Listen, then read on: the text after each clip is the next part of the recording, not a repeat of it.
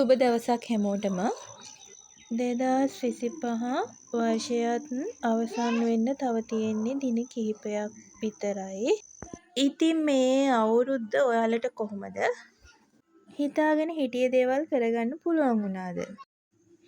මේ තියෙන්නේ රන් තැඹිලි. ඒ කියන්නේ ඉන්දියන් තැඹිලි ගෙඩියක්. මම ඔයාලට අපේ රන් තැඹිලි ගහ කලින් පෙන්නුවා. ඒකේ ගෙඩියක් මං කිව්වනේ කැඩුවම ඔයාලට පෙන්නන්නම් කියලා. මෙන්න මං කිව්වේ රෝස පාටයි ඇතුළ, වතුරත් ඒ වගේම හරිම රහයි. බලන්න ඔයාලා මේ තැඹිලි කලින් දැකලා තියෙනවද? මේ තියෙන්නේ අපේ තාත්තගේ අලුත්ම වගාව. වැනිලා. වැනිලා කියන්නේ මුදල් උපයන්න පුළුවන් භෝග වර්ගයක්. වැනිලා භෝගයට හිරු එළිය අවශ්‍යම නැහැ. කියන්නේ ගස් යට වගේ තැන්වල තමයි හිටවන්න ඕන. මේ වැනිලා හිටවනකොට පොළවේ වලවල් හාරලා එහෙම හිටවන්නේ නැහැ. පොල් එළි තට්ටුවක් තියලා ඒ උඩ පැලේ තියලා තව පොල් එළි තට්ටු දෙකක් උඩින් තියනවා. එහෙම තමයි පැලය හිටවන්නේ. ඊට පස්සේ වටේටත් පොල් එළි අහුරනවා. අපේ ගෙදරටත් පැල 10ක් ගත්තා. කොහොම හරි ඒ පැල 10ට රුපියල් 12000ක් ගියා. වැනිලා එක කලක් රුපියල් 1000කට විතර වෙළඳ පොලේ විකුණන්න පුළුවන්ලු. වැනිලා වගාව ගැන විස්තරයක් ඕන නම් මට කියන්න, මම වෙන වීඩියෝ එකක් කරන්නම්. මේ මම ඔලුවේ ගාන තෙල් හිඳින්න තමයි යන්නේ. මේකට ලොකු දේවල් නම් මම ගත්තේ නැහැ. බොටු කොළයි, මුගුණු වෙන්නයි, කරපිංචයි තමයි ගත්තේ. තෙල් මෙන්න මේ බෝතලෙන් එකක් දැම්මා. ඒ කියන්නේ කාලක්. ඊට පස්සේ තෙල් හිඳුනම මට මෙන්න මේ බෝතලෙන් මේ ප්‍රමාණය තමයි ගන්න පුළුවන් වුණේ. කමක් නැහැ ඉතින් නේද? චුට්ටයිනේ අඩු වෙලා තියෙන්නේ. බලන්න තෙල් එක හොඳට කොළ පාටට සුවඳට තියෙනවා. මේ බලන්න අපේ අම්මා මේ ගේ වටේ පිරිසිදු කරනවා මේ දවස්වල අලුත් අවුරුද්දකුත් එන නිසා. ඒකට ඉතින් පොඩි උදව්වක් අදවත් කරන්න ඕන කියලා මම හිතුවා. බලන්න එයා වටේම හොඳට උදුරු ගාලා තියෙනවා. ඔය අපේ බබත් ඉතින් එයාගේ පිටිපස්සට වෙලා ඉන්නවා.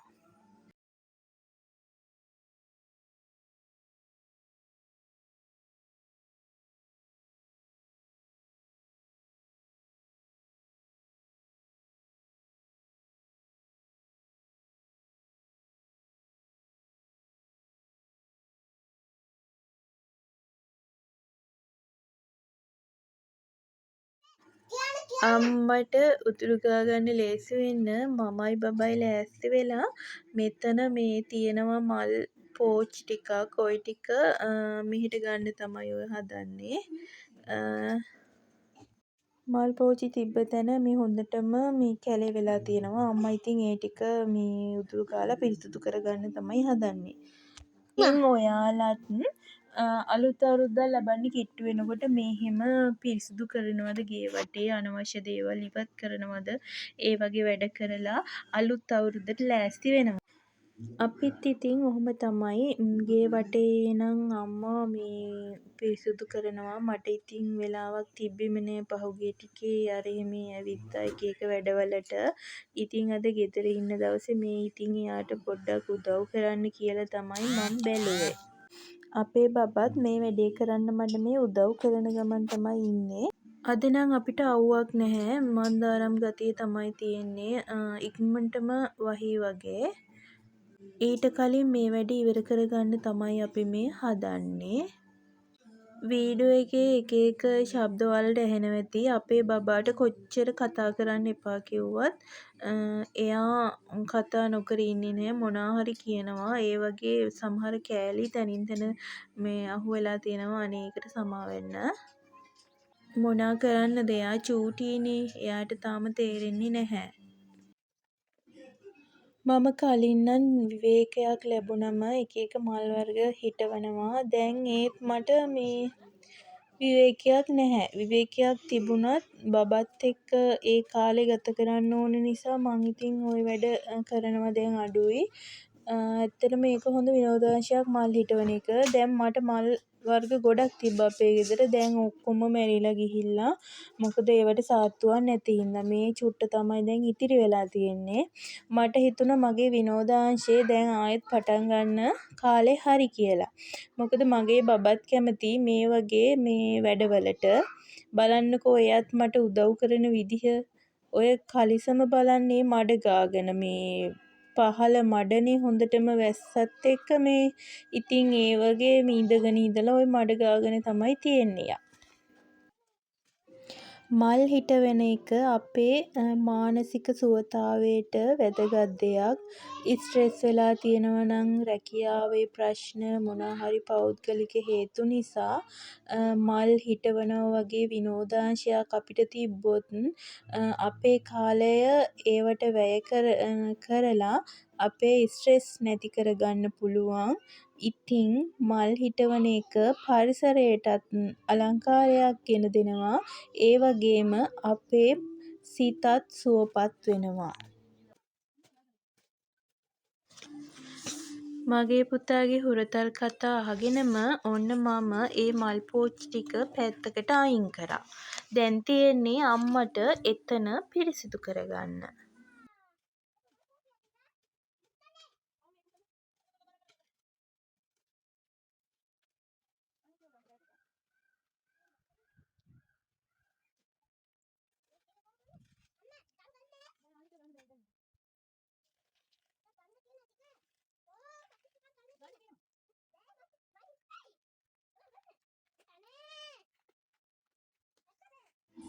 ඔන්න අපේ අම්මා එතන උදුළු ගාලා පොළව මට්ටමකට හැදුවට පස්සේ නැවත මමයි බබයි එකතු වෙලා මල් පෝච්චි ටික එතන පිළිවෙලට හැදුවා.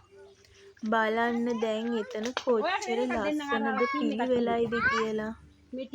මට හිතෙනවා අපේ ජීවිතත් මෙහෙම නේද කියලා. මොකද අනවශ්‍ය දේවල් අපේ ජීවිතෙන් අයින් කරලා දැම්මට පස්සේ අපිට නැවත අපේ ජීවිතේ මේ විදිහට පිළිවෙලට හදාගන්න පුළුවන් නේද?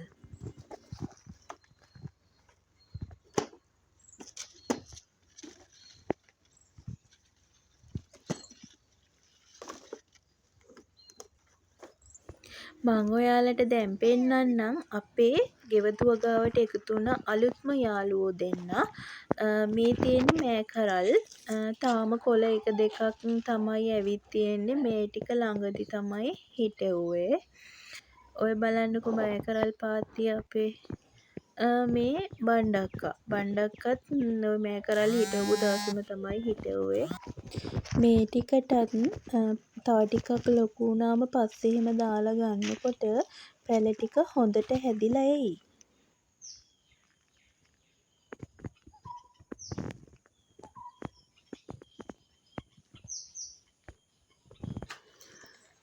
මේ තියෙන්නේ කොළුඳු පැල.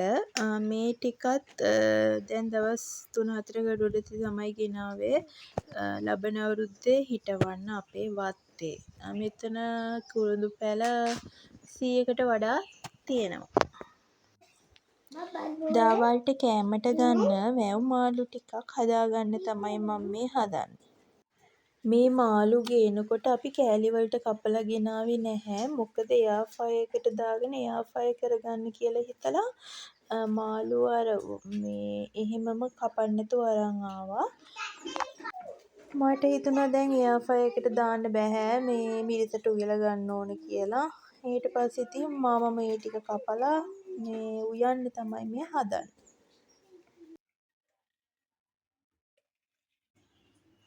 මේ තියෙන්නේ මං කපාගත්ත මාළු ටික. ඔන්න ඒකට මිරිස් 3-5 ටිකක් බැදලා දාලා ටිකක් කළු කරලම ගත්තා. දෙහි ඇඹුල් ලුණු කහයම දාලා අනලා මං චුට්ටක් වහලා තිබ්බා අනිත් ටික කපා ගන්නකම්. මේ තියෙන්නේ ඒ ඔක්කොම කපනකොට මේවා දාලා මාළු එක ලිපේ තිබ්බට පස්සේ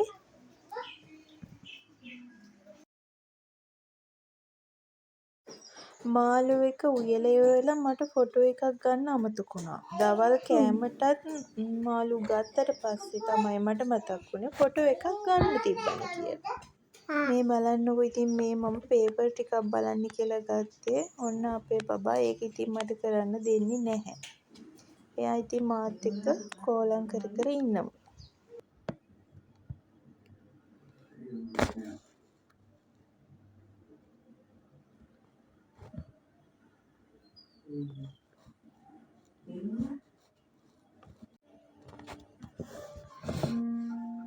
ඔයාලා දැන් අලුත් අවුරුද්දට එහෙම ලෑස්තිද? ගෙවල් පිරිසිදු කරලාද? එතකොට අලුත් තිර රෙදි බේඩ්ෂීට් ඒවා අලුතෙන් දානවද? මොනවද ඔයාලගේ අලුත් අවුරුද්දට කලින් කරන ප්ලෑන්ස්? අපි නම් ඒක පුරුද්දක් විදිහට කරන හැමදාම අවුරුද්ද අවසානයේ ගේ අවට පිරිසිදු කරනවා. එතකොට මකුළු දැල් ටික කඩලා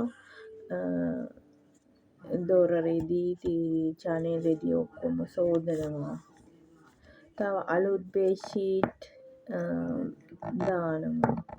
ඒ වගේ වැඩ අපි අලුත් අවුරුද්දට කරනවා. ඒ වගේම ලං වෙලාම ගෙවල් හොඳට මොප් කරලා තව මොනවද මේ පාපිසි ඒවත් අලුත් ඒවා දානවා. නැත්නම් තියෙන ඒවා හොඳට හොදලා පිරිසිදු කරලා නැවත දානවා. ඒවා අපි එදිනෙදා කරන වැඩ.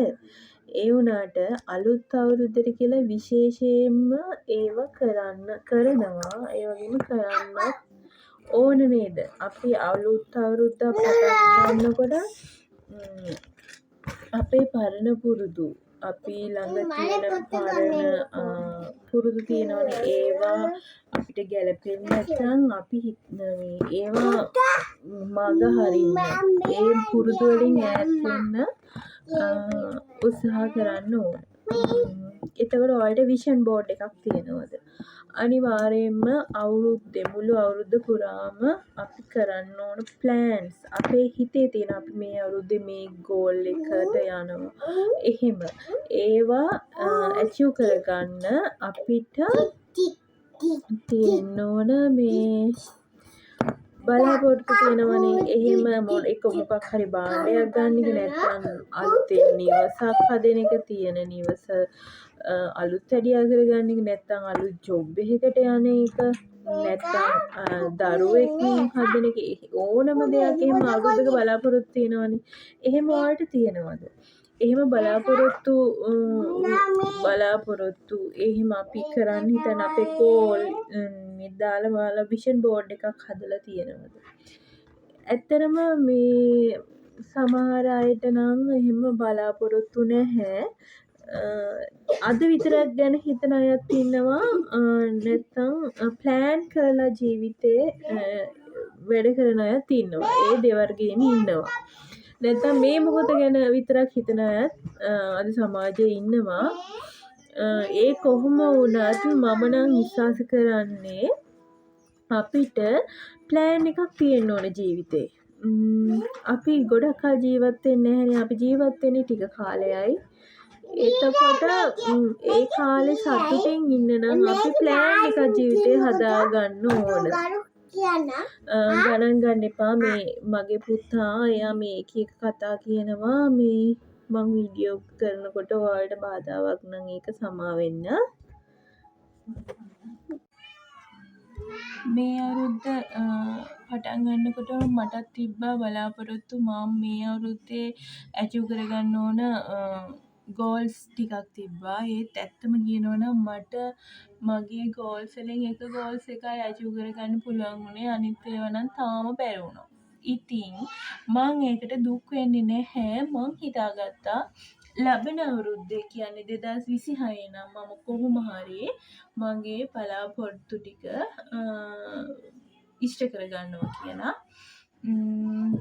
ඒ වගේම මං විෂන් බෝඩ් එකක් හැදුවේ නෑ ගිය අවුරුද්දේ අවසාන වෙනකොට මේ අවුරුද්දට අවශ්‍ය කරන ඒත් මම හිතාගත්තා මේ අවුරුද්දේ නම් මම විෂන් බෝඩ් එකක් හදනවා මගේ බලාපොරොත්තු මගේ ගෝල්ස් ටික දාලා.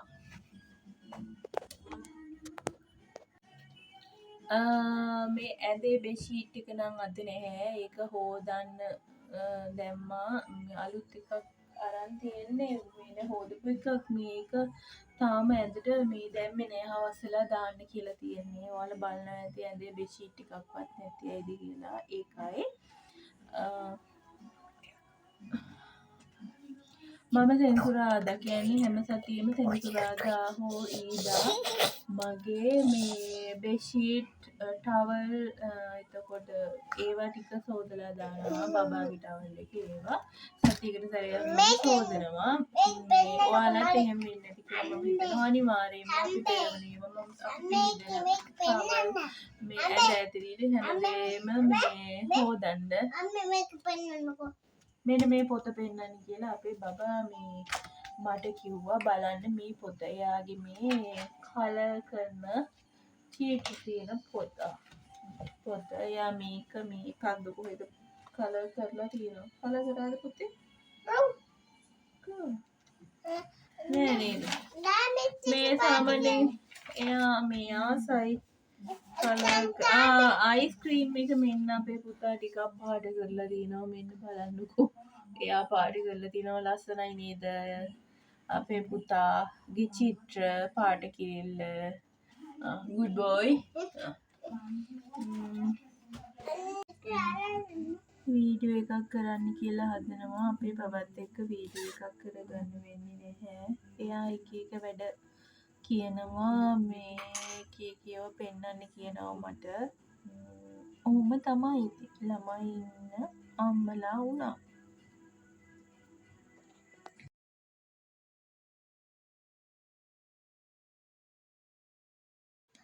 අපේ ඉස්කෝලේ ප්‍රයිමරි පන්තිවල අපි වාර විභාග පැවැත්තුවා මොකද මේ පේපර් ගෙන්නලා තිබ්බා ඒවා අපරාධනේ නිසා අපි වාර විභාගෙ පැවැත්තුවා ඉතින් මේ මං හදන්නේ මේ මට තව ටිකක් ඉතිරි වෙලා තියෙනවා පේපර් බලන්න ඒ ටික බලා ගන්න ඒත් ඉතින් අපේ බබත් එක්ක හරි අමාරුයි මේ වැඩේ කරන්න කොහොම හරි ඉතින් එයත් බලාගෙන මම මේ පේපර් බලනගමනුයි ඉන්නේ ඉතින් හවස් වෙනකොට අපිට ඔන්න වහින්න පටන් ගත්තා. දැන් හොඳටම වහිනවා. ඔයාලා පැතිවලටත් මේ දවස්වල වහිනවද? මම මෙතනින් මගේ වීඩියෝ එක අවසන් කරනවා. මාව සබ්ස්ක්‍රයිබ් කරලා නැත්නම් සබ්ස්ක්‍රයිබ් කරන්න කියලා ආදරෙන් ඉල්ලනවා. එහෙනම් අදට ගිහින් එන්න ඔයාලා හැමෝම සතුටින් පරිස්සමින් ඉන්න.